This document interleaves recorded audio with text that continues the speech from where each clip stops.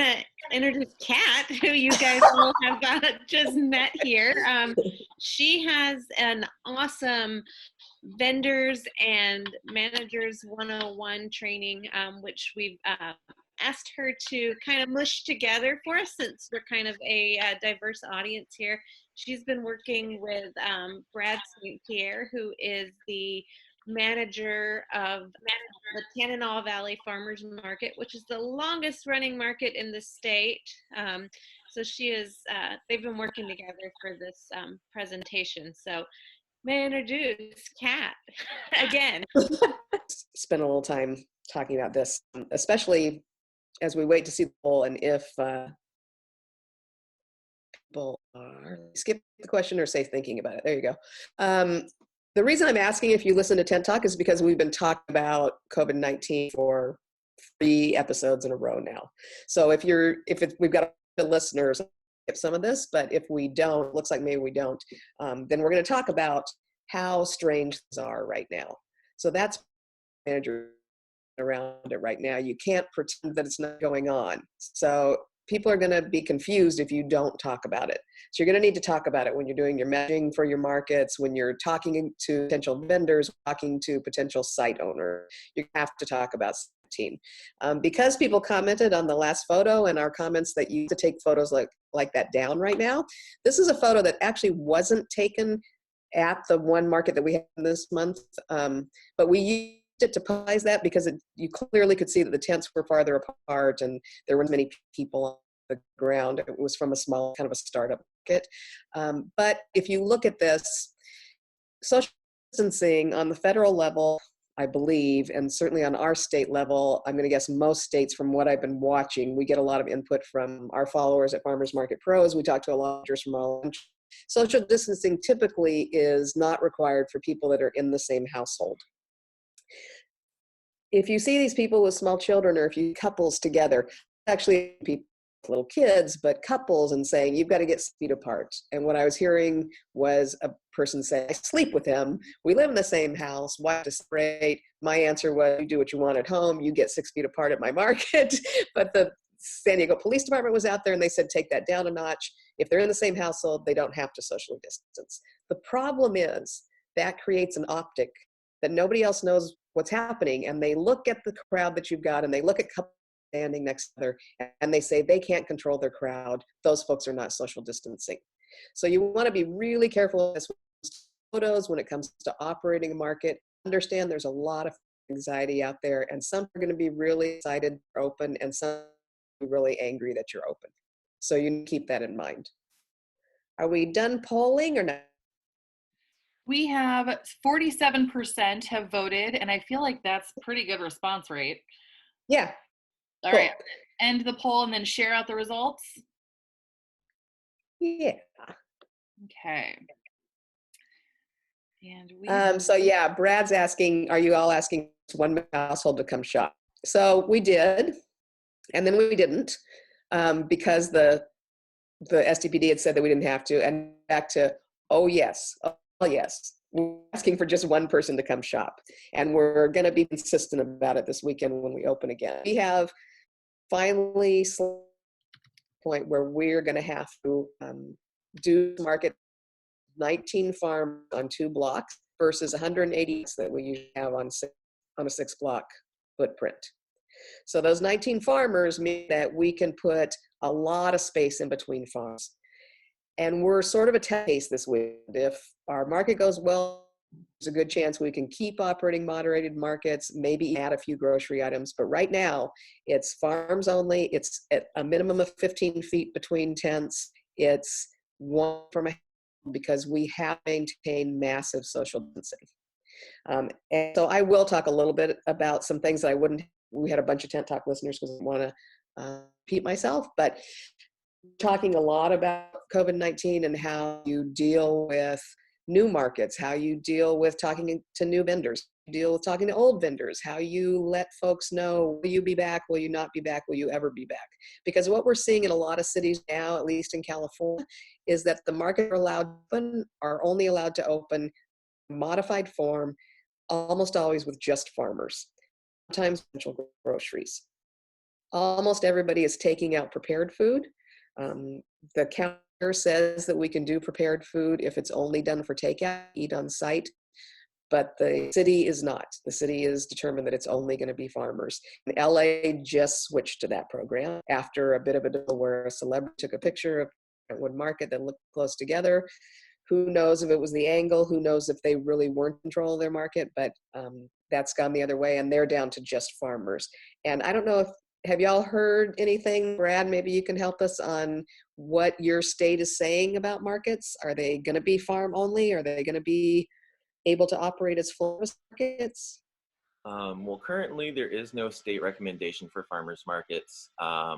We at the Farmers Market Association have been working with DC to come up with guidance for this emergency ops committee to make the decision. And I think it's been sent to them and we're waiting to hear back. But I do think the current recommendation is that who would be able to sell at farmers markets are just food vendors. Just banned by food. But vendor approached me, what do you want to say? They say food. I say, whoa, right? Food, do you mean groceries? So essential items. So for food for take-home consumption. So even prepared food vendors would be allowed as long as it's just for pickup and take-home consumption. Okay, so seeing that as well. Our restaurants are allowed to do that here. Right now, our markets are not. The market in San Diego can only do farms. We can do a limited amount of grocery, or we could 2 weeks ago. Now we can only do perishable product. So we're responding to our Secretary of Agriculture, excuse me, our local agricultural commissioner, and some of we've used ourselves about why we should be open. And they're focusing on the fact that the farm product is going to get plowed under if we don't let them slip. And so they've restricted us to only farms, only perishable farms. So my olive oil farmer cannot be in the market this weekend because her stuff is in bottles and they don't think it's critical that she be able to sell it right. We're hoping if the market goes well that we'll be able to incrementally take some baby steps to fix that. So this is not normal where we are. And so we're going to get about might happen when the sun comes out tomorrow, a month or two from now. We can't skip that because we may go back to some sense of normalcy. So can't pretend that this isn't happening. When we talk about a farmers market boot camp, it doesn't make sense to me now to talk just about normal conditions because we don't know for how we're going to have abnormal conditions. So I'm looking at the poll for where we are in the process. They talked about being a farmers market boot camp, which usually implies newer managers, but it looks to me like you've got a fairly small percentage of brand new market managers just thinking about starting a new farmers market. It may be that this situation has self-selected them out. It may be that anybody who was thinking of starting a farmers market is looking at this and backing away or running away screaming. But it looks like most of who we're talking to are people whose next market season is going to start pretty soon because most of your markets are seasonal, right? You've got a few whose markets are already underway. So it's good to know who we're talking to. There's so many good reasons to create and nurture a farmer's market, and there's so many reasons not to. We get a lot of developers approaching us, asking us to open new markets in their area because it'll bring traffic to their retail shops or to provide an amenity for people that are trying to learn spaces. We don't, that's a good reason to open a market. We have a fairly complicated feasibility study that we use to figure out whether it makes sense for a farmer market. But what you have to do before you get to that point is, does it make sense to open a market there? Depends a lot on what your farmer's markets was. Why do you think you should have a market? And that's what that third poll question was about. And what I'm seeing here on that poll answer is that the primary reason here, and I find this a lot with market managers, that you think that we should be opening markets is to provide fresh, healthy food to communities. And that is absolutely an amazing reason. Indirect marketing law in California, and so since that's where I've come up, it tends to be lodged in my brain. The main reason is to provide a way for farmers to sell their produce and in business, but providing fresh, healthy food to communities accomplish the same thing, since communities that shop at farmers markets, the farmers in business, keep them financially sustainable. So the next group, we got 65% of people said give producers a way to sell their food or price. Absolutely, that's usually our goal, and that's where we decide if we could open a farmer's market that would provide financial stability to farmers. That's a good idea. If we opened a farmer's market that helped people get fresh food, but in fact, the people in that area didn't have enough money to buy food, there were no sponsors that would prop up the purchase, there weren't enough humans in an area, this happens often with a new developer, we won't open a market just to bring food to a community unless we can also support the farmers in the process. So that's what we do on my end. Certainly everybody makes their own decisions about what their farmers market's why is. Create a community gathering place. Not the right answer right now, but in the long term, yes, that's a good idea. Farm markets are amazing community gathering places. Don't anybody use that word for the next 4 weeks. It will not help you. What you want to do is talk about being a grocery store, providing fresh, healthy food to your community, and keeping your farmers farming so that we're not without a food system in 4 to 6 months. If the farmers can't sell now, they're going to plow in. They can't afford to plant a whole crop if they're plowing under the crops they've got coming up now. So what we're expecting now is not just that maybe their food will go bad. That's an okay argument, but it's a perfect argument because there's a lot of people going out of business. Why not struggling economically when the restaurant's struggling economically, when the hair salon's struggling economically? People are not reacting that the same way. Keep explaining to people is it's not just the crop right now. All those crops they can afford to plant, and as close and supply start breaking down, if farmers don't plant now, in 4 to 6 months we are in deep hole. So that's what we need to keep reminding people about. Raising money for a community group, good reason to have it. That is part of the reason that my markets exist. We generally partner with business improvements and help them to raise funds to do all the other things that the neighborhood needs. And then 2% did vote for making a manager fabulously wealthy, which is a wonderful idea, but sort of a joke. So good luck with that. I do think that farmers market managers should be able to make a living. I'm a strong proponent of teaching farmers market managers how to act professionally and how to insist on getting paid for what they do, just like everybody else does. You should be able to make a living helping farmers farm, bringing healthy food to your community, and changing the world. You get paid for that. But if that's the primary reason, yeah, heads up, Brad. If the primary reason that you're planning to start a market, I would tell you to take a couple steps back. You're not going to rich, but absolutely you should get paid, and you should be able to make a living doing what you do. Olive oil vendors should be able to sell the kimchi gal. Yeah, I absolutely, you are preaching to the choir there, Nicole. I'm seeing your comments on it's ridiculous that food sellers, farmers markets are being treated so differently. Absolutely agree with you. Unfortunately, at this point, what we're doing is choosing which hills we want to die on and starting a market with just farmers and then looking at what's next. But I absolutely agree with you. What's your last comment? It's dumb. I'm with you. So once you figure out your market's why, do you want to bring fresh food to the community? That's going to be one kind of market if your community can't support the farm market. That means you're going to start a market where you find sponsors to help shore up the sale of the farm. So you're going to want to think about that. You want to do a feasibility study before you start. This seems really obvious. And yet somehow, we often see people that open a market because it's a pretty place to take selfies. They haven't really done a feasibility study. They don't know if that market or that community can support farmers. They don't know if there's actually a need or a desire for fresh food. And they end up closing a market early. And then that's a bad look for all farmers markets in your community. So please study your site, study the possibilities for success of your markets before you open a market. This is important. When you're looking at available sites, we often have people come to us now to start markets. If anybody pop in with opinions, are you going out and looking for a space to start a market, or is someone coming to you to ask you to start a market? What are you seeing in your community? Are you unmuted? You are, right? I think we can Expert. go into the full presentation mode, Kat, if you're ready. Tell me what that means. So just like last time, if you scroll down, you'll see kind of Okay. that little mini projector screen. Yeah. Bam. Is that better? Nailed it. Okay, Yes. good. Cool. So because the reason Brad and I are doing this together is because I know a whole lot about what happens in markets in California and in Alabama and in Washington and Oregon, where I spend a lot of time. Alaska is a little bit different community. Had we actually been allowed to travel, I would have been up there scrambling around, driving everywhere I could, talking to everyone I could up there to talk to them about why they start markets, what kind of communities we're looking at. But I'm going to have to admit I haven't been to Alaska. I was very sad that the on-site course was canceled.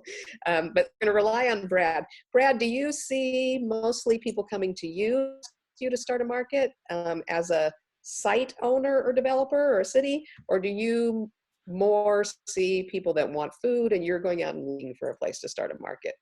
So And when I say you, I mean you and your constituents association. yeah, so I feel a lot of our markets are started due to demand from farmers looking for a place for a market. That's good.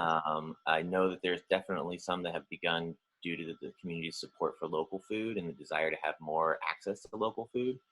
I don't see a whole lot of businesses seeking markets out to be at their property. It's definitely more of a decision socially and decision for marketers and direct Great. consumers. So a good reason to start is that you have farmers. That makes starting your market so much easier if you have farmers that want to be there. If it's farmer powered and consumer powered, shopper powered, you're in great shape. That's a good start. So then what you want to do is look at available sites. Do you have markets there that are mostly on city streets? Or I know there's at least one that seems to be operating there now that is apparently in a mall or just outside a mall and has had to move recently, I think. You know what I'm talking about? There's In all Anchorage? sorts of different formations and where markets are. Some our market in Fairbanks is the only one that has its own property and its own building. Most are on streets or parking lots or near city centers. Great. So what you're going to get when you're looking for one of those kind of sites is the total square footage that you have available. And what you're going to do is kind of do your math backwards and look at how many farmers you think you have available to host, how much space you're going to need for tents. Total square footage is going to take in how much space you need for tents, how much space you need for aisles, how much space you need for storage, how much room you need for any demos that you want to do. It's pretty much just math, and you can add that up. The other thing that we look for is the minimum amount of linear footage, because just having the square footage without taking into account how long you can stretch out those aisles is deceptive. You can have a really big site, but it's so chopped up that you can't spread out aisles. Americans are trained to shop by walking up and down an aisle. And so rather than fight that, we find it more effective to set up our markets with aisles where you can walk up, buy things, walk back, buy things more on the way back. So we look for linear footage almost and with as much weight as we do total square footage. It's important. Go out and look at your site. You have to maintain fire lanes if we've got a market city. So you have to have 20 feet of fire lane, apparently very wide fire engines here. I don't know, but that's what it is. So we have to look for that. You're going to need to look for that when you look at a site. You're going to want to have storage for your equipment, for your barricades, for your signs, all that good stuff. Some market managers operate with all of that truck that they drive to the site. I've seen that work successfully. If not, you're going to want to have storage somewhere near and on site. In our urban areas for markets, we don't find parking important. We find that people get to the market just like they get to everything else in a really dense urban area. They walk, they take public transportation. But if your area, if your community is one that relies on cars and wants to be able to park, you make sure that there's parking available somewhere near there.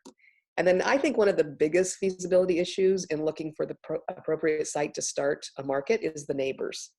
Part of it is, are the neighbors looking for fresh food? Do they care? Do they have enough density that there's enough of them to shop with your markets? Are you going to be next to businesses? And if so, are they going to love you? Or are they going to be aggravated that you're sitting in front of them and taking away their business as opposed to bringing more foot traffic, which is what you'll actually do, but that gets back to the education side. Are you going to be near residences? In our area, we can't walk the street and block off access to a residence.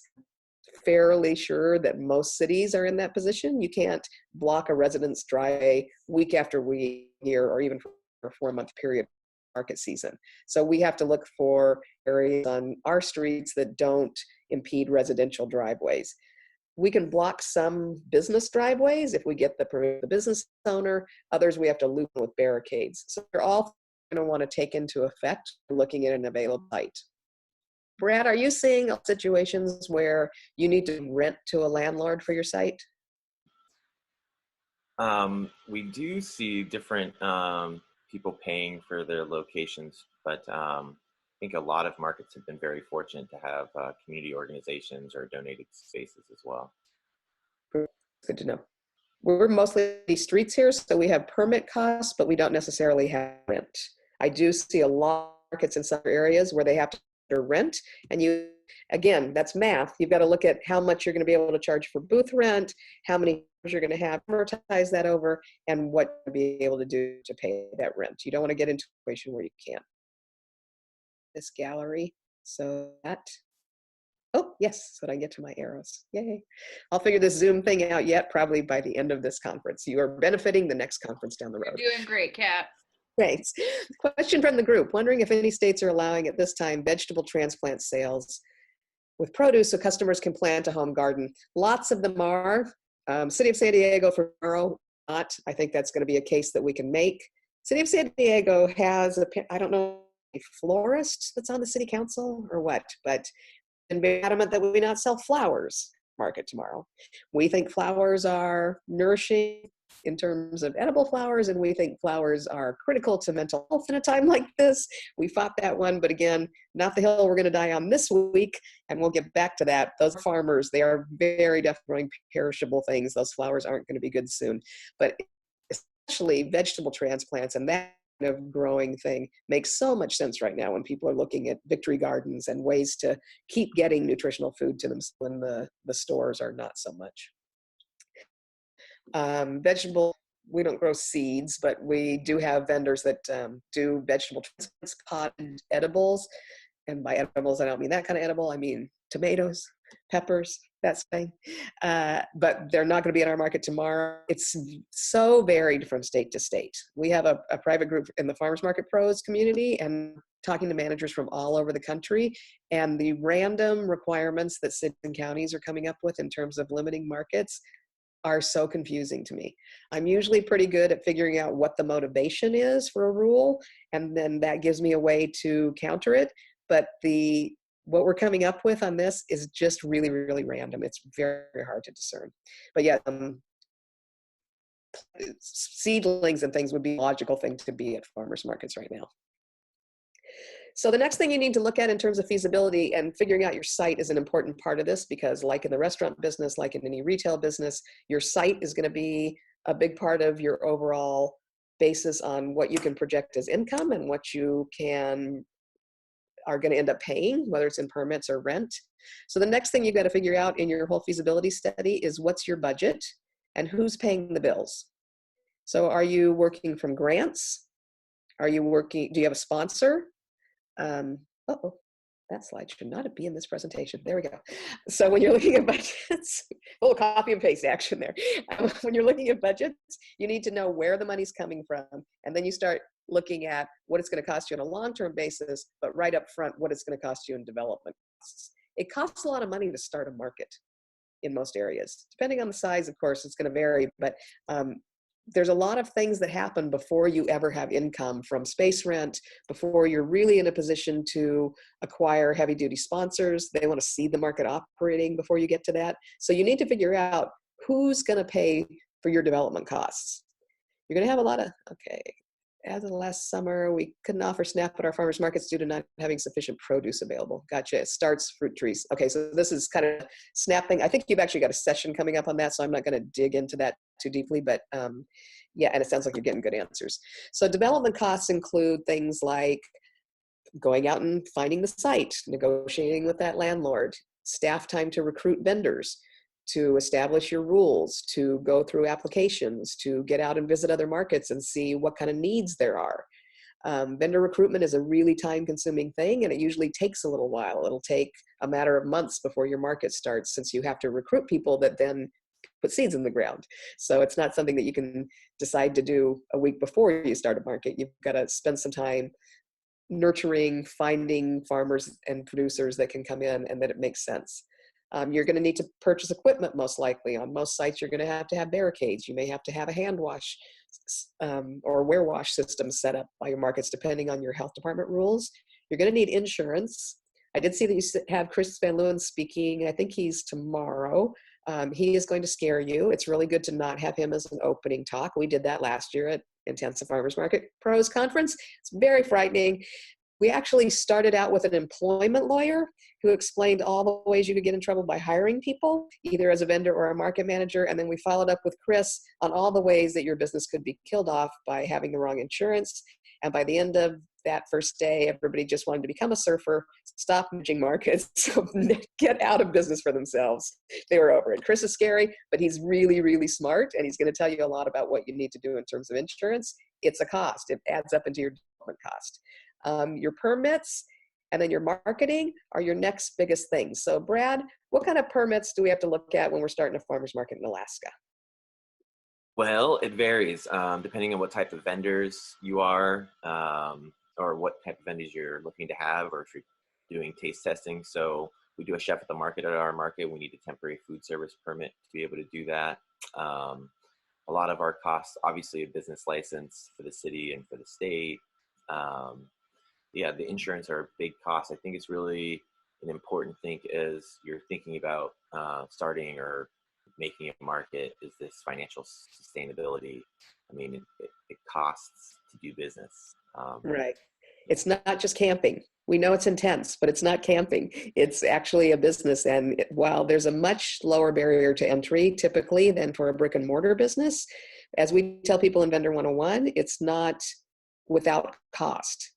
You're starting a business and it adds up. So do you have in Alaska an ag department that gives you a permit to run a farmer's market? So we don't. Actually, there's no permit, like farmer's market permit that I know For the of. organizer? Oh. In the community of Anchorage, there might be, but not in the rest of Alaska. And if anybody else is on here that knows and wants to pop into questions, if Anchorage has an organizer's permit. So in California, we have an organizer's permit, and we have several. So we get one from the ag department, and we get one from the city, and we get one from the Department of Environmental Health. And each of those has to be paid for. So it sounds like maybe you guys are not as buried in regulation and permitting as we are. I mean, nowhere is compared to California, but my sense is that Alaska may be actually a little bit more relaxed on that than some states. Yeah, I would say so. And we're not like California with certified farmers markets either. So we don't have a organization for certification. Gotcha. And then what kind of, my sense was, and I read the book, I think you had an author schedule that was going to be on tomorrow, and it looks to me on the schedule like maybe she's not new, Jill, maybe. Read her book. And do you see a lot more packaged products in your Alaskan farmers markets? More producers and growers? Every market's so different. I would say that we have a lot more value added at some markets, but more farmers at others. Gotcha. So those are some of the things that you're going to decide when you look at what the why of your market is. What kind of market are you going to be? So permits, sounds like it's not a really challenging cost there. You're still going to have a reasonable amount of development costs, and you're going to need to figure out, are you an independent market manager that's going to have to invest that self with the idea that your market will become financially sustainable and you'll be able to recoup that later? Are you working for a municipality? We see a lot of market managers that are in a Parks and Rec department and are suddenly assigned to run a farm market, happily or not so sometimes. We see cities that really want to have a market and they hire somebody as an employee to do that. And we see nonprofits that have somebody in their organization that's excited about a farmer's market or assigned farmer's market, and that's the one that they do. So it looks like we've got a comment that if your market's a nonprofit, maybe Anchorage doesn't charge fees for nonprofit for permits. So Brad, what do you think is the structure at most markets in Alaska? Are you looking at independent operators that are sort of managing markets as their own kind of business? Do you see most people working for a municipality or a nonprofit? So We have privately owned farmers markets. We have nonprofit farmers markets. We have brotherhood organization farmers markets. I don't know of any actually supported by a muni or city in Alaska. If Gotcha. some here does, but yeah, everything here is privately run or organizationally run. Right. So you're going to have to think about, do you have the money to start a farmer's market, just like a producer or a food maker? Do they have the actual financial support to start a market? Do you, as a manager, have the support to start a market in terms of your own funds, in terms of friends and family that might want to invest, or in terms of grants and sponsors that you think you might be access? Then you got to figure out your timeline. We mentioned earlier, just briefly, that it's going to take you a while to start a market. Spend time figuring out your site. You need to spend time curating, going through an application process. You need to spend time doing pre-opening promotions. And we generally look at a 60 to 90-day frame to open a new market. So that gives you time to sign up your growers. Some of them will have to put new plants and new seeds in the ground in order to have enough for an additional market if they're already doing markets, or to supply a market if this is their first time out. But it's not generally a 1 month process. We usually look at 60 to 90 days. And then it's what kind of market you'll create. And that very much depends on your community, in my experience. So we have certain communities where their dedication to the farmers market is that it's all farmers. We had, he was the executive director of Quesa for a long time in San Francisco, talked to our conference last year. And their Quesa at the Ferry Building is very dedicated to serious hardcore farmer producers. That's who they working with. And they would never have kettle corn at their market, or they would never have popsicles for that matter at their market. They really are devoted to producer only, although they do have some hipster food there. That you can get a great soft shell sandwich at the Ferry Building market. But when they took over another market in a different part of town at Jack London Square, it was a very different community. And frankly, those folks wanted to have kettle corn along with their farm produce. And it was sort of elitist and judgmental to say, no, we're not going to do that here, because that's the kind of environment they wanted. They wanted a place that the community could get together. There were actually a lot more families with young children in Oakland, where Jack Square is. And so they really needed to come to the conclusion that it wasn't their job to tell people what they should have. Something that's hard for me to get my head around, because I actually do have the sense that I should tell people to eat more healthy. And I'm very careful that if we have prepared food, it uses local ingredients. And we generally don't take things that have artificial coloring or additives in it. We're looking for very slow food, as little processing as possible. But in another area, and I've got a market in another area where we're a little bit more lax on that, because that's what the community wants. And so we figure if we have a few of those things that they're just really married to and are excited to come out and get, maybe we'll trick them into eating some farm fresh produce while they're there. So you really need to look at what your community is looking for. So curating is going to determine the flavor of your market. You can do producers only. You can do what we say when we do any market anywhere, and that's that we're a grocery store in the street. So we can make sure that we have a balance of groceries. Our goal is to make sure that you do stop shopping. So farmers only versus full service. We have a couple of markets in our area that are run by an older woman who's a farmer. She's been farming avocados forever. She's pretty sure that because we have bread and jam at our markets, we're a bunch of carnies. As far as she's concerned, it should only be farmers. We think that the way to get a better flow of traffic, which will bring more money to the farmers, and to get people married to shopping direct, is to really create a full service grocery store at our markets. So we do have bread, and we do have coffee beans, and we've got jam, and we've got some prepared food, especially at our afternoon market where people are getting off of work and coming to shop, so that they can do while they're there, or a bowl of noodles. They're more likely to spend time longer there and shop more. So each market is a little bit different. And we do think that full service markets are the way to go. We don't find other farmers markets to be our competitors. We figure we're competing against Safeway or Vons or whatever your large grocery store is in Alaska, Trader Joe's, all of those places that make it really easy to shop. They have big parking lots. They have a central cashier. We're not easy. but we have relationships to offer. A lot of people want to know now who's producing their food. We think we also have to offer some convenience. So providing a one-stop shopping experience that is almost as easy as shopping at a supermarket is how we build traffic, and building traffic is the goal. The idea is to get enough people there buying from your producers, buying from your value-added people, buying from your farmers, that you keep everybody in business and everybody financially sustainable. So knowing your shoppers, knowing what they want, deciding what the flavor you want your market to be are all part of how you determine who your vendors are going to be. And curating the markets is absolutely the genius of being a farmer's market manager. Bread and jam Carney. I want that t-shirt. Oh, I do too. Somebody do that. Just checking on questions. How do you go about learning what a community wants to see at their market? Public survey, vendor sales. That's an interesting question. So you can do a survey initially, and we've actually done that. Sometimes it's productive, sometimes it's not. You have to be careful to get the survey to the people that might actually shop at your market. We have found that nearby schools, if you can get them to work with you, give the kids a sticker, have them take a survey home to their parents, you can get some really good responses. We find that going into community groups and taking a survey and asking what people want in a market can be effective. We find that social media can be effective. That gets a little bit tricky if you haven't started the market yet, since you need to have a big enough following on social media to get people to respond to you, to tell you what they want. And some of it is just buying.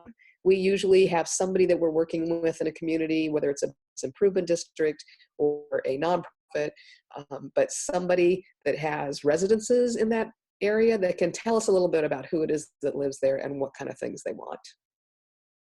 Farm to Facts, that is a good resource. Hey, Kat, I just wanted to jump in.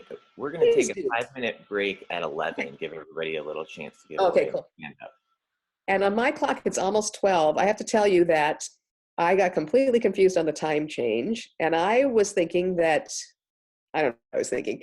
I thought that I had to sign on this morning at 7 o'clock our time to be with you at 8 o'clock your time. In fact, it's exactly the other direction. So thank you very much for giving me an extra 2 hours this morning. That was like a bonus when I came to my senses at 5:15 a.m. Yay. Okay, so 15 minutes, then we're gonna take a break. Yes? Okay, good. Yes, exactly.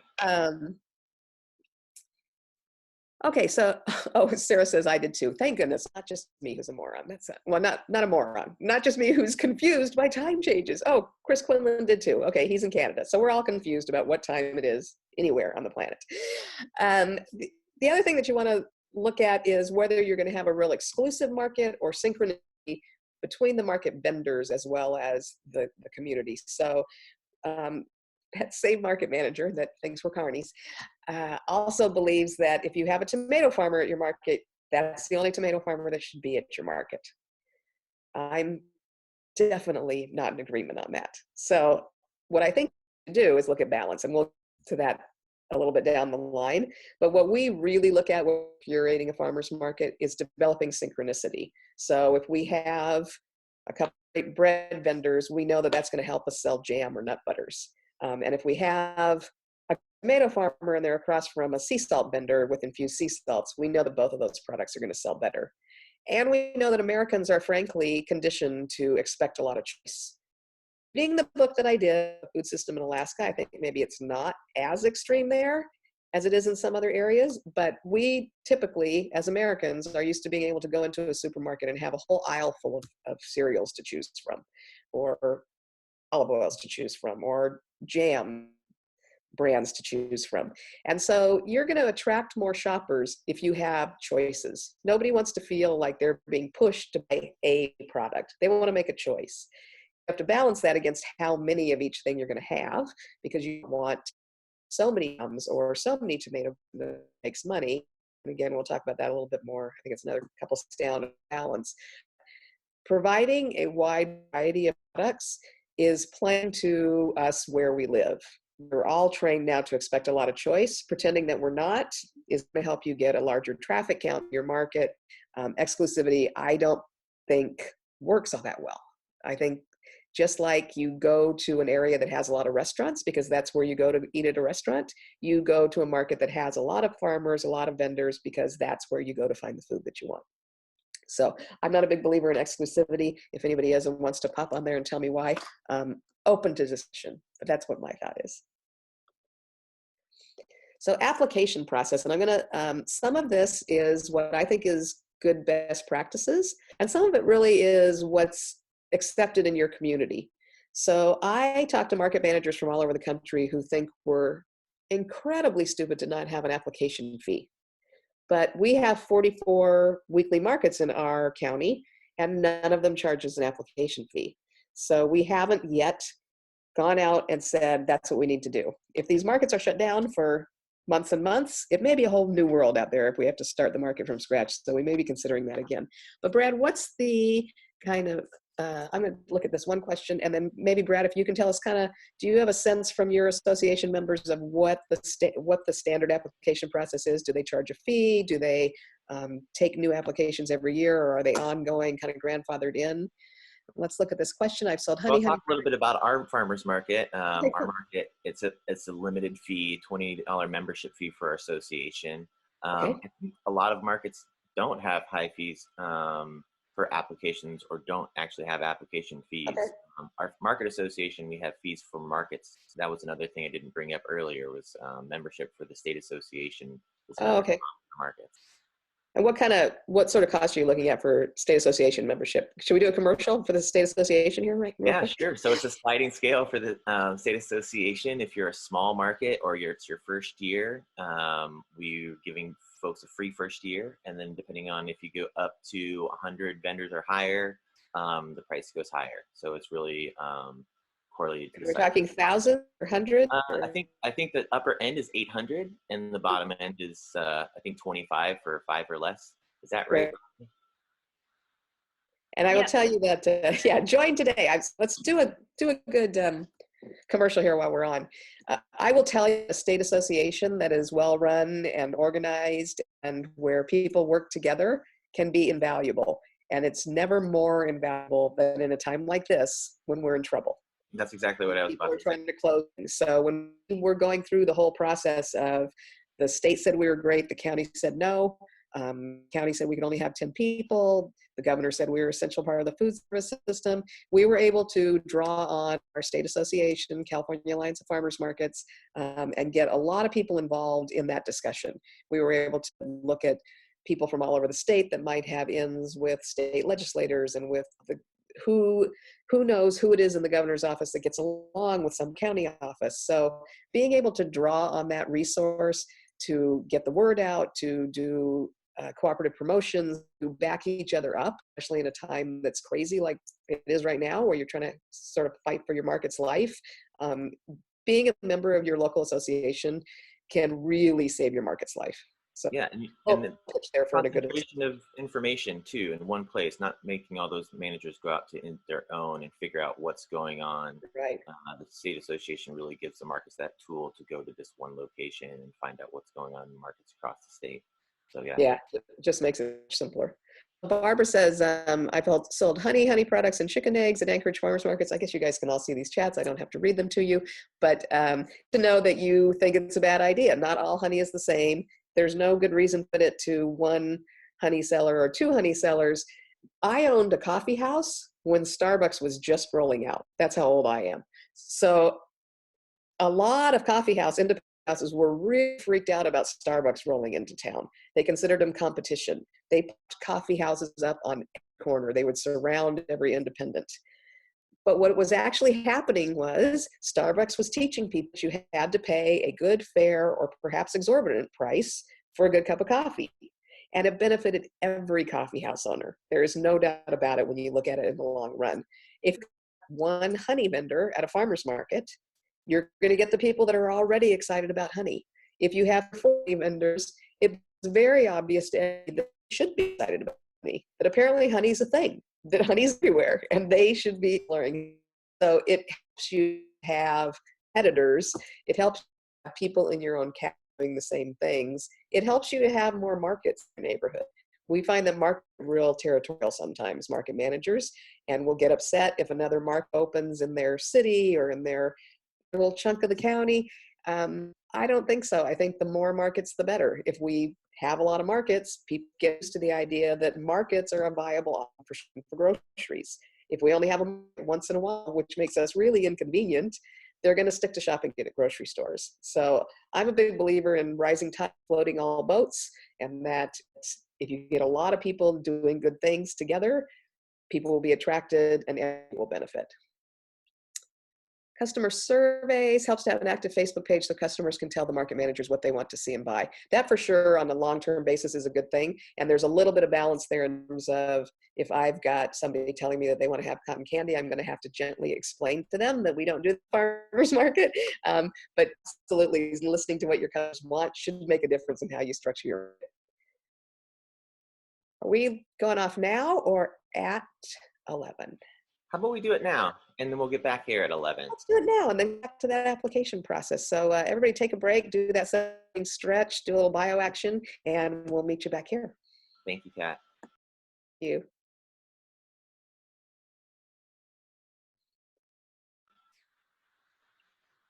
So yeah, we'll have, right at 11, we'll come back, everybody. So that's about 7 minutes is what it looks like to me. Perfect.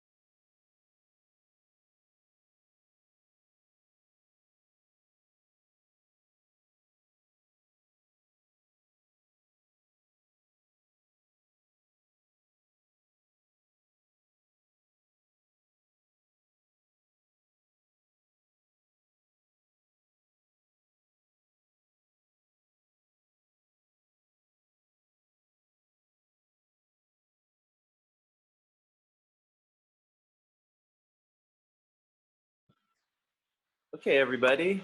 I see we've had a couple minutes. People run off and take care of that latte, Chris. You're more than welcome to send one this way. Uh, looks like Kat's not quite back. Give her another minute or two here. Hey, Brad, this is Robbie. Can you hear me? Yeah. Yeah. How do people join the Alaska Farmers Market Association? That's such a good question. So you can go to our website, alaskafarmersmarkets.org, and there's a membership link, and there's an application that you can fill out and send in. And it's a yearly application, so this is something you go back and do every year. And that gives you access to all the resources through AFMA. It gets you membership into the National FMC organization, which is kind of like an advocate for all markets across the country. And that's how you go about becoming part of our association. You know, just with everything else, we're stronger together, and having this unified voice really has made a difference. I mean, especially in this time when we're going through something that we're really having to organize how our markets are going to function going forward this summer, being a part of this organization. And we've seen it across the country that markets' voices are lifted up when we speak together. So join Hey, AFMA. Brad and Robbie, this is Jody. What's up? Hey, Jody. Hey, I don't run a farmer's market. Can I join the Alaska Farmers Market Association? Absolutely. Anyone can join, Jody. Thanks for that awesome question. And while we're on that topic, I just wanted to put in a plug for our annual meeting that's going to be from 12 to 1 tomorrow. So you can hear about all the awesome things that the association has been doing for markets and farmers around the state. And I'm going to quit jabbing because I see Kat's here. Hey, go. Feel free to jab. Feel free to gab, ask questions, chat it up. This is so strange for me to be teaching a class where there's not a lot of conversation back and forth. It's I know you're out there. I can see a few people. I can see little things come up every once in a while, but I'm used to actually at conferences or in classes having a lot of conversation back and forth. I know it's probably not as natural to do that by looking at a little box on the screen and typing things in. So totally understand why it's a little bit quieter than I'm used to, but it is quieter than I'm used to. All right, so we were talking about application processes. Yeah, everybody's picking on Jody. I don't know, I'll have to hear about why everybody's picking on Jody. Okay, no, they're back now. They're loving her again. Okay, cool. So application process is next. Once you've decided kind of what your market tone is going to. Okay, comments are digging down a little bit. I think I may have to meet Jody. I'm so sorry I'm not in Alaska. Application process really has a lot to do with decide what tone your market's going to take, what direction you want to go, then putting out feelers to look for people who are going to apply, and also taking in the applications that once you sign up a farmer, they tell another farmer, it spreads. It's a very small community in almost all towns. Even San Diego, big urban area, but every farmer seems to know, if not every other farmer, then at least every other farmer. So you'll get a lot of referrals, and that's how you'll get a lot of your applications. So our application process is somewhat typical and I think somewhat unique from others. Well, I think most markets at this point have an online application. There's still out there that don't. Brad, how about you? Mostly online? No, actually, we're still a paper application. And Oh, so okay. I think that's kind of. I was for a long time. We had, when I first started, I had younger employees that worked for me that couldn't figure out why I had a fax machine. They had, what is that about? Why wouldn't you just email it? But we had a lot, especially farmers, we had a lot of farmers that just weren't that kind of technology proficient. So we did a lot of paper applications. So you still see a lot of paper? We see a lot of paper. I feel like we're probably, I don't know, 10 years behind California in tech savviness of our vendors. And I think it's pretty consistent across the state, actually. Great. So do you take applications of the market? Either they walk them in, fax them in? We still use snail mail. So people, they Okay. can send me a self-addressed stamped envelope and I will send Gotcha. them one, or they can just download and print it and then mail it in. Okay, Or bring to it know. to the office. So they don't bring them to the market, which is good, especially if you're talking about starting a new market or refreshing before a season. So they fill it out and mail it back to you? Yeah, we have our application doesn't actually go out until March 1st, and Okay. so we hold off, and then we have a short application period. And I feel like that's something to think about when you're putting together your application process: is how long are you going to give the manager time to select those vendors, and how long the vendors have a chance to get their information in. And Brad, can you, so this is good because we're talking to Alaskans. I'm in a situation where I run year-round farmers markets, so my application process is very different than a lot of this country. So if you talk a little bit for new managers or for people that are just looking at how I want to reframe their processes, can you give us sort of a pro and con, your opinion on a short application period versus a long application period, why you do it that way? Do you continue to take applications throughout the market season or not? And then maybe get us up to speed on that. So our markets process, I know, is different than few other markets in the state. How we do it is we have, like I said, our application process starts March 1st, and our market usually starts the first week or the second week of May. So one reason that we do this short application process is that we only have a manager for a certain amount of time for full-time work at our market, and so it really comes down to staffing. Also, we let people apply throughout the season. We don't have a cutoff of our application process. So it'll start in March, but it goes all the way through the season. So we're a first come, first serve market. So people can come, we're not committing for a season. And I know there's some markets here that they're selecting their vendors before the season begins, that your application process happens over the winter. And what the pros and cons of that are, there's more flexibility in a market like ours, that people who, let's say they're a farmer who only does roots, and so they only really have a market for a short period of the summer. For instance, up here, one of the big industries is peony farming, and so the flowers are only there for about 4 or 5 weeks. So the first come, first serve market gives us a little more flexibility on vendors not having to be there the duration of the entire season. It's a little crazier on the manager every morning to figure out who is going to be there and who is not going to be there, because there's no notification needed. So those are definitely things to think about, is if you're going to try to have your spaces set and have commitments from vendors and then hold people's feet to the fire, or you're going to let people be flexible and come when they can or when their products are in season. Gotcha. See the point of having farmers that have a short season.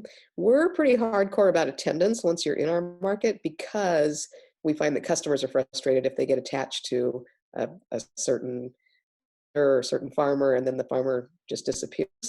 They tend to form kind of a negative attitude, which of course is into their attitude about the whole market. If you've got a short season, you can't make people come past what their season is. So I can see kind of rotating them through makes sense. But other than, we're pretty strict about, if you commit, we want you to commit. But you sound like you're not committed to them there. So when you say first come, first serve, if you got somebody signed up for the market and then somebody else shows, I mean, do you decline somebody that's already been with you?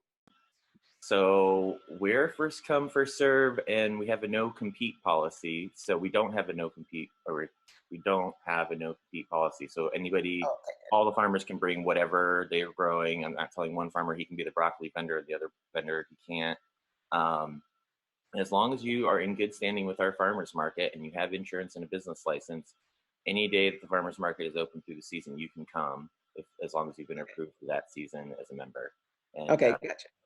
And yeah, so we have revolving spaces in the morning, and you're not exactly sure where you'll be, except, yeah, so it's a little wild in the morning. That sounds a little loud in the morning. Does anybody else do that? We are so mapped. Because we're very precise about where to place people. We want the bread guy next to olive oil, and we want to have 4 tomato farmers, but we don't want them all next to each other. So we'll have tomatoes, and we'll have somebody that has root veggies, and then we have somebody that has citrus, and we kind of mix it up. So we're pretty deliberate about where we place people. But I have heard about other markets where you kind of show up and you pick your place depending on who gets there first and wants a spot, that kind of thing. So it's interesting how much the same markets are and how different they all are. Yeah, I do that whole selection process of who's next to who every morning. You know, and I do have these consistent market vendors that I know are going to be there every market. And so I get those people into a place that they don't even have to come to find me. I'm just like, I know this is like my rock is over there. But yeah, And these then are, they get consistent space assigned. So I was going to say, we are convinced that there's some kind of little invisible checkbox on our application where it says, I'm OCD. If not, don't even bother to apply, because everybody, it seems like vendors, if you move them feet, just have a heart attack market. Oh, my customers are never going to find me. It's 10 feet, dude. You'll be fine. But they get very attached to their spaces here. So it sounds like you guys are a little bit more flexible.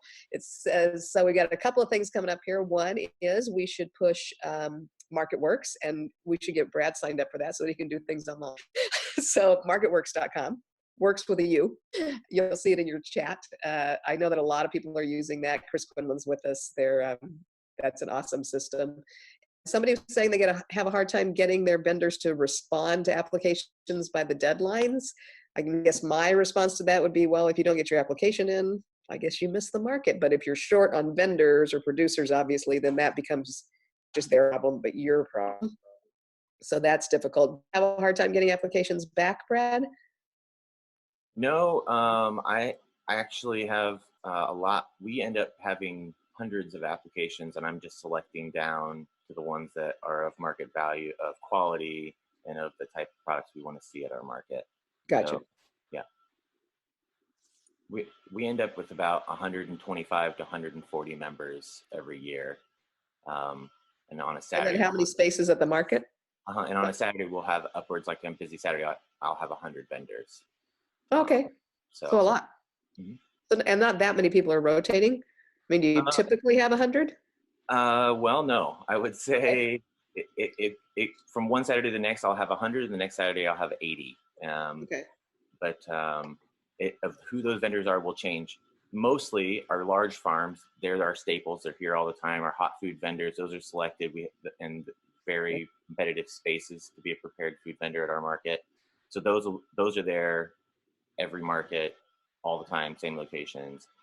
We do have vendors that are tough, have a hard time moving spaces, and they think there's that unwritten checkbox of Right, this is my location. I do have that conversation a lot of times that this is a market space and this is not your space. So, but yeah, I try a lot of times to put people in similar location for the ease of finding them. But at the same time, I do push some flexibility. Yeah, you just got to convince them. It's funny. In any other retail environment, like you would never see Target or any cool boutique that would leave the same product in the same place week after week, month after month, year after year. That it's a basic tenet of retail that you move things around because people zone out and don't see things that they've seen over and over again for a long time. So it took a little bit for me to get used to the idea that at farmers markets, people want to be in the same spot all the time.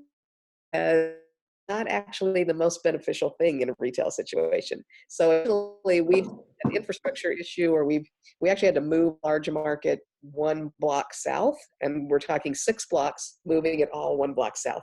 Different driveways, different trees, different things to deal with. So people did get moved around a little bit. We also got to a point, our farmers have to all be contiguous in California. It has to be a certified farm section and then a non-certified farm section. So at one point we got too many farmers, the way the driveways were and things, we had to flip everybody. So everybody flipped from the north side of the street to the south if they were not a certified farmer, and vice versa. Obviously, every single vendor at the market was convinced that we had moved them into the sun, no matter which direction they had moved. So that's just a thing. Maybe being in the sun is not a bad thing in Alaska, but here, everybody's trying to stay out of the sun. So there's that. And they also were just amazed that they sold so much more stuff when we moved them around. It was like, oh, I had my biggest day ever. I was so scared my customers wouldn't find me. Well, a bunch of new customers found you who had never seen you before. We'd have people in the market that had been there for 3 years that had customers coming up and saying, oh, are you new here? No, they had just moved. And so it was another opportunity for somebody to see them. But even though they understood that they made a whole bunch more money because they moved, nobody wants to move. So that's a situation we have with our vendors. I do think a commonality between all of our markets, no matter how we do the space selection, is that is a major makes a major impact on the business at the market is good space selection, and using that tool for the benefit of the market and for the vendors, and prioritizing people. I mean, everybody wants a corner. Everybody Right. wants right where you walk in. And something else that happens through time is you're at markets is that vendors also change, and how they present and how big they are. Like farmers grow, farms get bigger, and so yeah, thinking about what people are seeing and when they're coming in, all markets across the country, across the state, we're all dealing with market selection. It's an important thing to spend time thinking about. Absolutely. Where your space assignments go. I mean, that's, again, one of the geniuses of a good market manager is understanding how to place people so that they get the best view, how to put somebody on the corner that's actually going to draw people into somebody that otherwise wouldn't get that kind of traffic, how to make sure that on your corners you've got booths that you can see through so that you see the rest of the market happening, as opposed to a prepared food vendor that might have solid walls on the side. So there's a lot of little details that make such a difference in how much your folks will sell. And then you have to balance that with how comfortable they are moving, where they think they should be, that kind of thing. And no matter where you are, that truffle vendor doesn't want to be in the sun. Yeah, exactly. Nobody wants to be in the sun here. We do explain to people when they start that if you can't ever be in the sun, you might not want to be in a business where you're outside all the time. So that just is sort of the nature of the beast. We do try to be careful to not put chocolate in a space that might be sunnier than another space. But other than that, we just tell people, look, let's work with you and figure out how you can set your display so that direct sunlight is not on your products, but we're outside. There's going to be sun. So what we do as part of our application process is we have a fairly long list of questions that we ask them. And the reason for that is if, as when you're applying for a job or you're applying for a place to live, you slip an application and you answer half of the questions on there and don't bother to answer the others, what a potential employer or a potential landlord might think is that A, you're hiding something, or B, you're just not a very detailed person. And so in the case of a vendor, it may be that they're going to show up without a temp the first day, because clearly if they can't get through 14 questions and answer more than 8, maybe they're not really a detail-oriented kind of person. So there's a lot of things about our application process that are all little tests. Once they answer it, we have them we set them up for sampling if it's something that we've got room for, and we set a day and a time that they have to bring us a sample, because it shows us, can they show up on time? Can they keep a commitment? So there's a lot of things that you can embed into your application process that will tell you the likelihood that a vendor is going to be a success. We ask them to tell us anything else they want us to know about their product, because if they go into sort of a rambling thing about, this is a recipe that was passed down from their mom who got it from her aunt, and it's made with just exactly this type of ingredient, we think that's a good thing. If they're going to tell us a story that has some charm and some interest to it, we figure they're going to talk to their customers. And the greatest likelihood of success for a vendor is somebody that enjoys telling a story about what they're selling. This is not a situation where people are picking things up off the shelf. They put up with the inconvenience of farmers markets because they want to hear those stories. They want to have a personal relationship with the people that are creating their food. And then when you choose which vendors you're going to choose, sometimes we find people that come in and say, I've got the very best brownies in the world. Well, you might, but frankly, if I've got too many baked goods in the market, I'm not going to kick out somebody that makes the next best brownies in the world, who's been showing up on time and being at my market for years. Sometimes you're just full in a category, and we have to tell people, great product, just isn't going to fit into this market. We're full in that category. Somebody retires, somebody moves, somebody leaves, then we'll look at it again. Now, a lot of markets take new applications at the start of each season. Ours, again, is a little different because we're year-round, but I've seen even year-round markets here where they have everybody reapply again, and then they do have a chance to refresh. So maybe that is the best brownie in the world. And maybe this baker has been there for a while, but isn't doing that great a job. They're not selling much because their product is at a certain quality. So it does give you a chance, if you take a new application each time, to refresh your market a little bit, to refresh the products and get a new look. I do think that's easier when you're at a seasonal market, so that you have a break between seasons. I think it would make shoppers and fellow vendors really unhappy if you were taking somebody out of a market unless they'd done something really egregious. I will share with you something that we do at our markets during the application process, a thing that we came up with back in 2010, that especially if you're at a well-established market where you're getting a lot of applicant inquiries, this won't maybe work for you as well if you've got a smaller market or a startup market, or you're really scrambling to try to find farmers and vendors. But we established a Vendor 101 program back in 2010 because we were spending so much time on the phone and emails with people who would say, I'd like to sell at a farmer's market. How does that work? Well, that's not a 5-minute conversation, especially in California where you got a ton of permits to wrangle with, but anywhere that you're dealing with health departments and things, or with ag departments, or with the basics of retail and the application process and how it works to be at a market every week, it's a lot more information than you can do on a quick phone call or a quick email. You end up spending a lot of time with people where maybe 10% of those people at best are actually serious enough to move forward into the market. So what we did to slow down the curve a little bit was we established a program that we call Vendor 101. We actually teach a class. You have to pay to go to it. We teach it 10 times a year, and you come in and it's a 5-hour class where we do start to finish an overview of how you form a business. Do you want to be an LLC? Do you want to be a sole proprietorship? What's the best to pick a name? What kind of graphic designer you want to look at to do your logo? What legal packaging requirements there are if you're doing a packaged food, what you have to have on your ingredient list, whether or not you need nutritional information, how to get through the application process, how to apply for the permits that you need, determine which permits you need, what kind of equipment you're going to need, what an effective display is. So it's a pretty long, comprehensive class, and it does 2 things. It weeds out the people that are just sort of curious, and means that you're not spending a bunch of staff time on that. And it gives people such a good overview that then if they ask you a question, you know that they've got the basic information. And so you know that they've probably got some interest in moving forward. So they put a little skin into the game in terms of a little bit for a registration fee and a day spent talking to us. And that narrows the field down to people that are really curious about going forward. And at the beginning of that class, we tell people you'll have one of 2 good outcomes here. You'll either leave this class knowing how to start the business that you have in mind, and you'll be able to move forward with some speed and get things accomplished and get started with your business. Or also a good outcome, you'll know that it's not just camping just because there's pretty tents involved. It's an actual business. There's an actual startup cost associated that's not insignificant. This is how much time it takes to do it. This is how hard it is to make a living. And you will back away quietly or run away screaming or whatever it is. And that's an okay outcome too for a little bit of money and one day, as opposed to trying to figure it out on your own for a year and a half and spending a lot of your savings. So we get pretty happy people, whichever way they go. It's also another income stream for the market as opposed to being an expense devoting time to applications. So highly recommend that. And we find that people that start at Vendor 101 and then move into the markets have a much higher rate of success, because there's a lot of existing vendors that don't really know the basis of how to determine costing. You got to make sure you pay yourself to show if you're making a profit or not. So we found it very successful.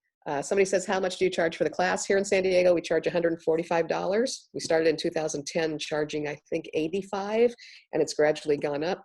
And we still get a really full class. All right, so unless somebody has questions about the application process, we're gonna move on to promotion. It is a great value for all that information. I think Chris Quinlan may have sat through our Vendor 101 class a couple of years ago, or a version of it at the conference. We've never had anybody complain about the price. We've never had anybody complain that it wasn't a good investment. I think in 10 years now of teaching that class 10 times a year, I've had 2 people ever that have said they didn't think it was worth it. And in both cases, I want to say it was non-food, and because so much of it's about permitting, it wasn't right for them. But generally, they're really, really happy. So that's good. Once or twice, Chris has been through that class, yes. All right, so the next thing you're doing when you're starting a market season, or you're starting a new market, or you ongoing market, what you want to be thinking about all the time is promotion. Everywhere, all the time. I think that one of our main jobs as a farmers market manager is to get customers there. as our primary protection for PPE. We're still mandated to use the PPE.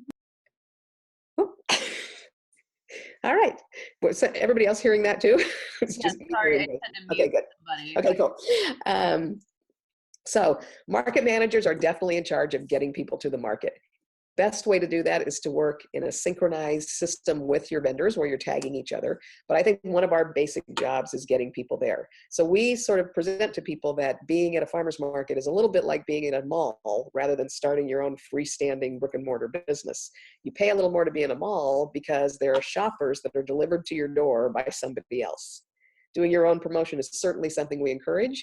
But no matter what, if you show up at the farmer's market, you're going to get a stream of shoppers coming through there because the market manager has devoted a lot of time to making sure that that's happening. So we do that everywhere all the time. I have people ask me, well, do you do print ads or do you do social media or do you do interviews or do you do press releases? And my answer is yes. We do all those things all the time, every chance we get. That's a primary function of what we do is promoting. So we figure that there's a lot of ways to communicate with people nowadays, and you reach people in all different ways. If you've dealt with vendors where some of them only respond to a text, and some of them actually read their email, and some of them you actually have to pick up the phone and call them, or you're never going to hear from them. And apparently in Alaska, you also snail mail them. So each vendor responds to a different kind of communication. Well, so does each shopper. So the idea that you could pick just one way to market your market is going to leave somebody out in the cold. And I think Sarah's going to have a good comprehensive session later on social media. So we won't get too deeply into that, but just as an overview of what you should be doing, we find that flyers are extremely beneficial to markets. It gets people on the ground. They pick them in coffee houses. They pick it up anywhere you can leave them, community centers. So we always have flyers out on the street. In Little Italy, where our big market is, we have a lot of mid-rise and high-rise buildings. And so there's no way to get flyers or door hangers, which is also effective, to the customers. So what we did there when we were first starting out, and we still do it about every 3 years, we'll do an issue now, is we actually printed a newspaper. It was a 16-page newspaper where we had articles about the different farmers and the different vendors. We had stories about why it was important to shop at a farmer's market. I come from a publishing background, so it's easy for me. Some of you may not find that as obvious a way to promote. But we did a newspaper. We sold ads to local businesses, so it mitigated the cost of our printing. And we mailed mail to everybody in our zip code. And it got a ton of people out. And we still do that every once in a while, even at our existing markets, because it has such a strong success rate, such a strong return on investment. We do posters. So there's still a lot of businesses that will let you put posters in their windows. And when people are walking around the neighborhood where you are and see that, incredibly enough, that's still a really effective kind of analog way to get the word out there. We do print ads. Mostly we find that those are effective in neighborhood newspapers. So if you have a community where there's a newspaper just for your area, we find that that's really effective. We try to balance that with papers. We've got the Reader. You probably have some press up there that maybe has a really big circulation, but isn't necessarily a niche publication for food. We'll put ads in there. And a lot of times we'll do that as a cooperative situation where we run an ad for the market and we can sell small spaces in that ad to individual farmers and vendors. They pay way less than they would getting their own ad, and it shows what a diversity of products there is at the market. So that can be really valuable.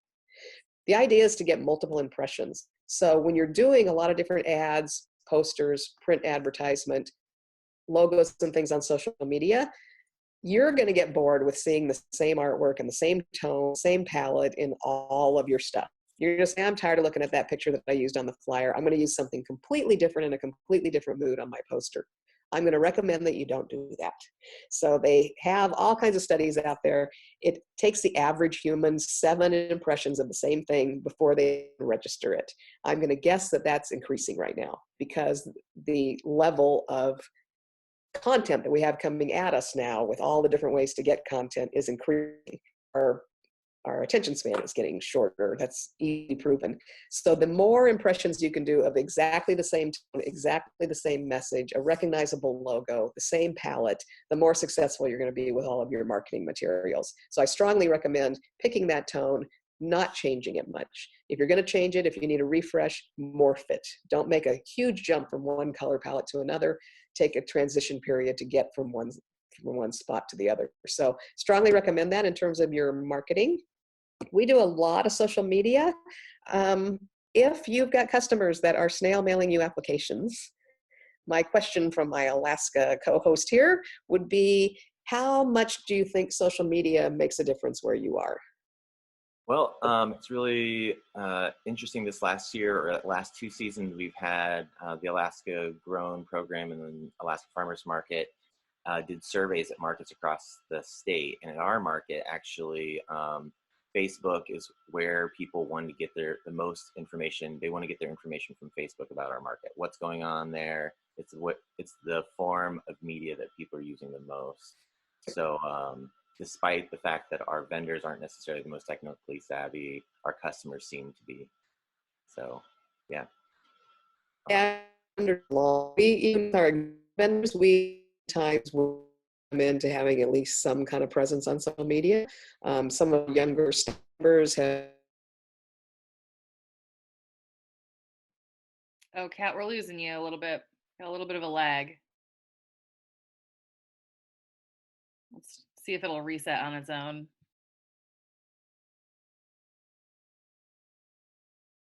It looks like we just dropped her. Brad, are you still there?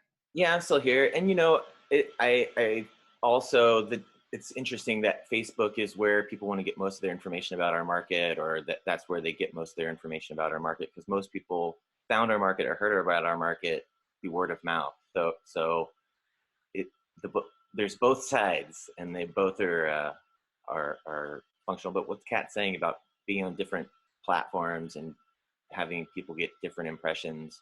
And one of the things in Fairbanks and in different places around Alaska, if you're near an Air Force or Army base, they all have a Post newspaper, and we've found advertising in the Post newspaper is we get a lot of response from that.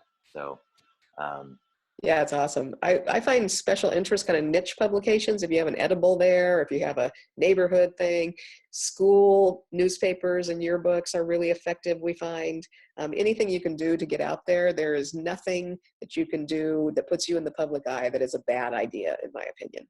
The other thing we get a lot of is earned media. So meaning free ads. By doing things like making sure that we get press releases out there, you do need to look at what's actual news. The fact that you're having a market again on a Thursday when you've had a market every Thursday for 2 months is not news. But the fact that you're having a market on a Tuesday and you have a new vendor whose child is a Little League champion, that could be news. So there's a lot of different ways you can cast things to get press releases out there, to offer your local media information on different aspects of your market that might not be too obvious, and make sure that you're out there talking to radio and talking to TV.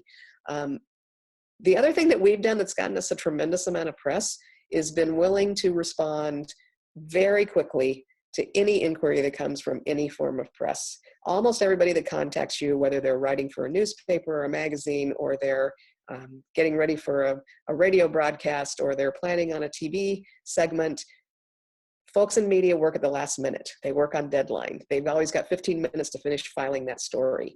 So if you wait until tomorrow to respond to them, you're not the person they're going to quote. If you get right back to them, likely you are. If you have somebody contact you and say, we're trying to do a segment tomorrow morning on the fact that peaches are bigger this year, and it's going to be at 5 o'clock in the morning, and we want to come out and have you set up a tent so that we can talk to you. Saying yes to that will get you an incredible amount of coverage, because most people aren't going to bother to do that. So if you make yourself more available than anybody else, you will get a tremendous amount of press. People often ask us why we're on the news so much, and it's because I'll get up early and take any chance I get to get out and talk about the market. So don't turn down any requests. Don't turn down any offers. Be willing to always get out there, talk to community groups. They're always looking for speakers. We say everywhere, all the time, keep talking about your market. We also have vendors that will complain because we seem to feature specific vendors more than others on social media platforms. I think Sarah will probably talk about this. And we do that because they're the easiest ones to tag. So when you get somebody complaining about that, what you want to do is give them a little help, give them a little nurturing if they need it. Teach them how to get on Instagram or how to get on Facebook. Teach them how to tag and tag you so that you can easily repost their posts, tag them in a post that you make so that it leads to their site. It's really helpful. Explaining that, I know, Brad, to old school folks that might not be so up on social media is not always easy, but it definitely is valuable. So anything you can do to get them involved is helpful. I lost my, oh, there's my chat. See if we've got questions or anything. Says Facebook is definitely where I get contacted the most. Facebook is huge. Now, we find in our area, and it's partly because of the Facebook algorithm situation, we find in our area that Instagram definitely gets us more traction than Facebook. But we do have a segment of the population that is definitely bound to Facebook, and that's where they want to be. So we make sure that we post all the time. He says, thanks for the edible community shout out. We love edible wherever they are. And Sitka Local Food Network has its own website. That's terrific. The other thing that we have faithfully done since we started and have continued it and better at it over the years is we're big believers in email newsletters. So social media, as valuable as it is, you are building your house on someone else's land. And if Facebook changes the rules and now you're 11,000 followers, only 6 of them see your post that day, you're stuck and you don't get to change that. Email is somewhat subject to that kind of thing because Google can decide that now your email belongs in a promotional folder or worse yet, spam. But mostly you control the people that, if you own their email, you can get to them. We're big believers in email newsletters. We send an email newsletter out the day before every single market. That means we're doing 3 email newsletters a week. It's a tremendous amount of work. We find it incredibly valuable and that it gives really good return on investment.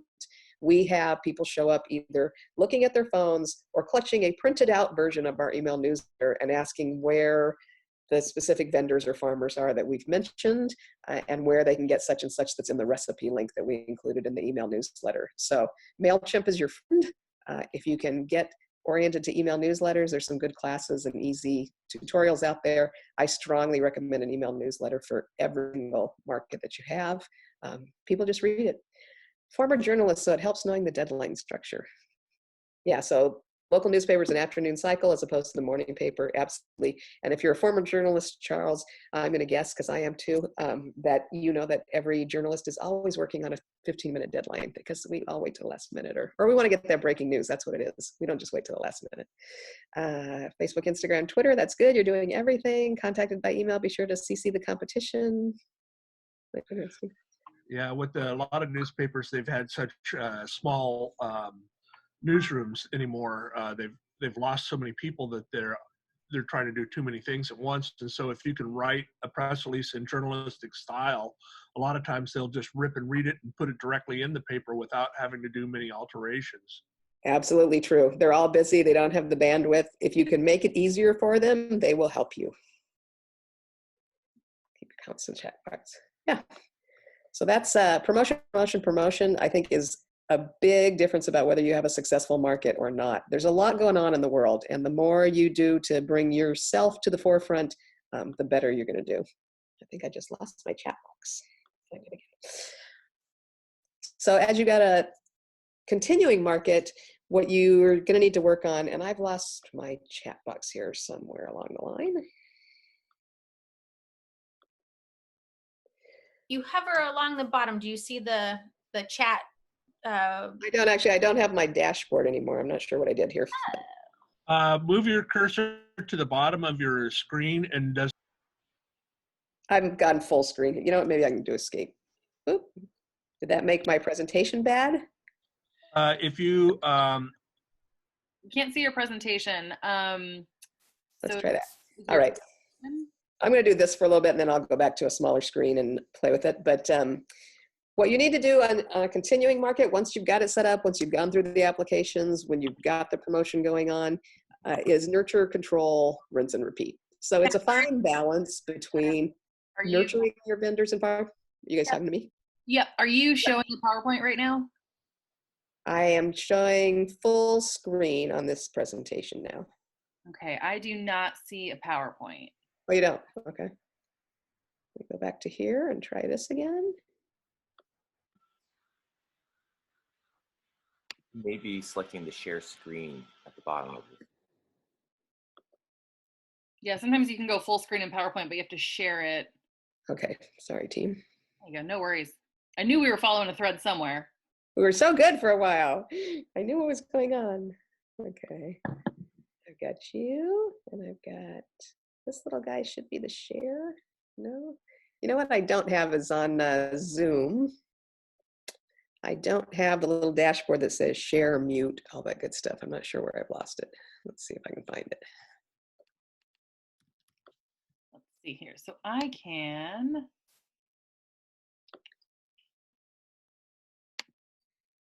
Let's see here. So I wonder, yeah, if you go out of full screen in PowerPoint. Okay, I did that. Okay. And then go So now I back. can see the Zoom again, but I just can't, it's not showing the dashboard where it says things like share screen. Hover at the bottom of your screen, does it pop up? Nope, that's weird. Yeah, huh, strange. How about the Okay. top? Sometimes there's a red and a green bar. Nope. Got my gallery. I just don't have a dashboard. So I'm not getting a share screen. So if I do this, you're still not seeing it? I do not see it. Nope. Okay. Well, it's words because since it's been such a rough few weeks, there's not a lot of pretty pictures, but this says nurture, control, rinse and repeat, clear expectations, consistent enforcement. And I keep looking for my dashboard and see if I can get it back, but we'll talk about that anyway. I have slides. Yeah. Do you want to share them? Oh, sure. Okay, we'll do that. Do you have this set of slides or the last one? Ooh, no, I only have the ones you emailed me this morning. All right. Well, since we're not sharing the screen anyway, perhaps I'll email you these real quick. Sure. This is just content for people to follow along with. Yeah. Well, if we were all in person, this would be the projector going down for a few seconds. Yes. Right. This would be the bathroom rush and the coffee break. So do that.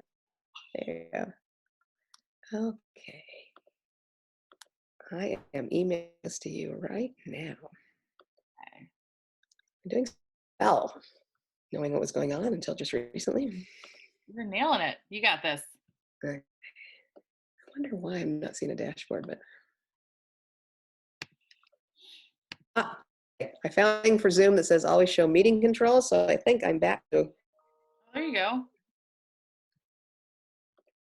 Okay. There you are. Ta-da!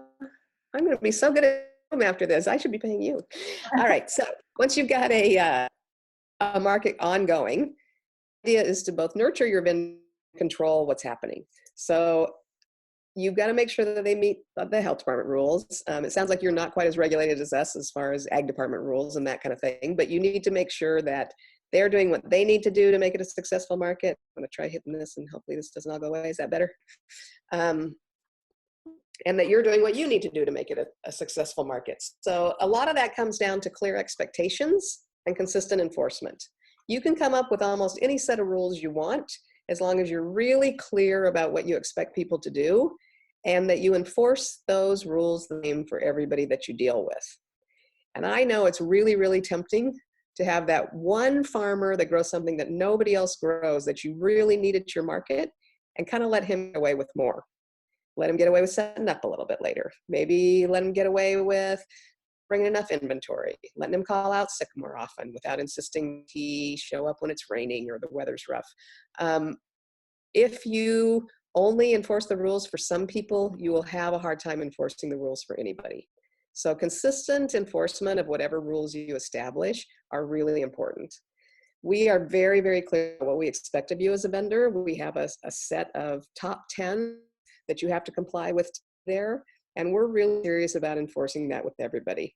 And I haven't always been as good about that, especially in the early years when I did have vendors that I felt were key to the market. I probably put up with more than I should have in terms of who got away with what, but I'm pretty consistent now. I think it makes a big difference in making sure that the market's a pleasant environment for everybody. I think most people actually appreciate knowing what's expected of them, as long as they know that you'll be fair about how you enforce those expectations.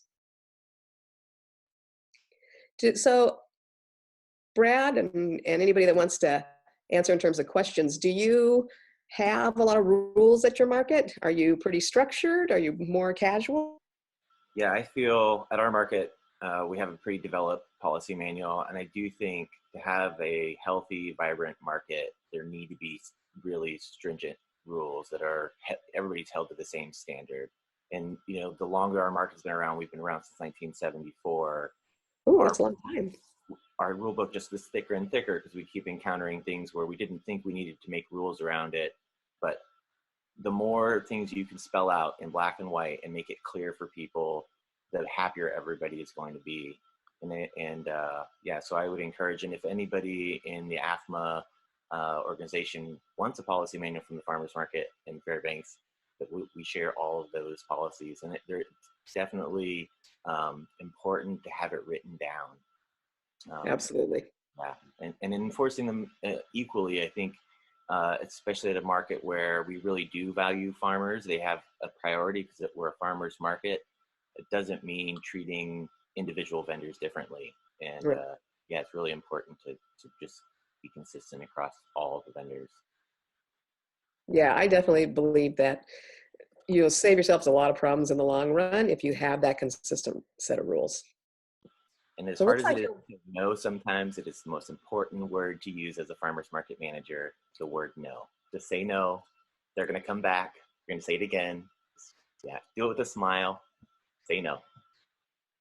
Absolutely. It's sometimes you just have to. And what you have to remember, people will approach you and say, well, why aren't you doing this? This would be good for me. And what I always have to tell them is, honestly, my child is the market.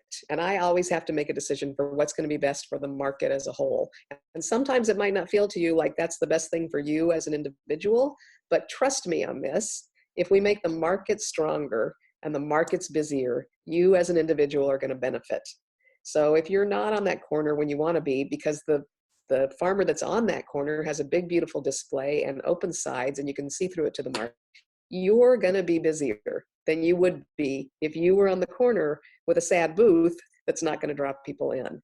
And it's really tough for people to believe that sometimes, but we spend a lot of time explaining why our rules exists and what our end game is, which is always to make the market as a whole stronger. And we have over the years had a lot of people come back and say, that used to make me mad, and I didn't used to believe that, and I thought you were picking on me, but you were right. The market is stronger because you did those things.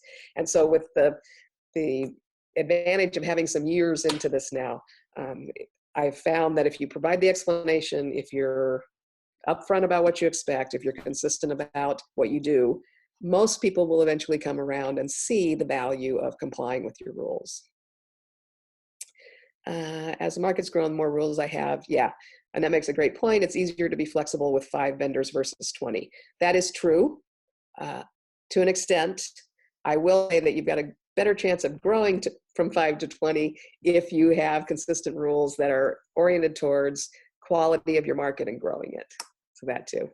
Brad, what about special considerations given to an elderly man that was grandfathered for the kids who eventually took his business? Also, the kids who took over do not seem to have the limitations the elderly man requested. And the family business is passed down, Barbara? Sounds like. I don't know. We'll see if she comes back in with that. We don't, that's an interesting question. Do you let farmers and vendors sell their spaces to another group, whether it's family or somebody else that's their business along to? So I always say this to folks is that those spaces are the market space. The manager makes the decisions on space location. I don't understand about the grandfathered, but nope, it's a year, our application is a yearly membership. So every year you go through the same application process. If something was not up to the quality standards of our farmers market, no matter who was running it or who had been there the year before, there wouldn't be space for that vendor. So yeah, that makes sense. And because we're not seasonal, we don't even have that break point. What we've had to do is completely rewrite our market agreement in the last year because we had a vendor sue us. We kicked them out of the market after repeated violations, and this being California. We had a strong legal trail, but you can sue anybody for anything. And they sued us for taking them out of the market. And we eventually prevailed. We won, thank goodness, because if you can imagine, vendors sue you and win money from you, how many vendors you'd have, creating not very happy situations down the road. But at the a lot of money on legal fees to get to that point, because California is litigious. So when we got to the end of that, our lawyer made some recommendations, and we've actually written a contract now that specifies our market vendors are reserving space on a week-to-week basis. We have a continuous renewal of their reservation week to week, but that there's no assurance that they'll be there for more than a week at a time. It's some phraseology that's sort of ridiculous. And so we have to balance that with what is one of our rules, which is that they show up consistently. So we're telling them, we don't have to let you be here for more than a week at a time, but you have to be here forever. So it's a tricky line, but rule will save you from aggravation later. The idea of, I spent some time a few years ago trying to develop some teaching materials for vendors on how to validate the value of their business, so that after they built a market business, if they got to the point where they wanted to retire or they wanted to go do something else, they could sell that business just like you could sell a restaurant or you could sell an ongoing retail business.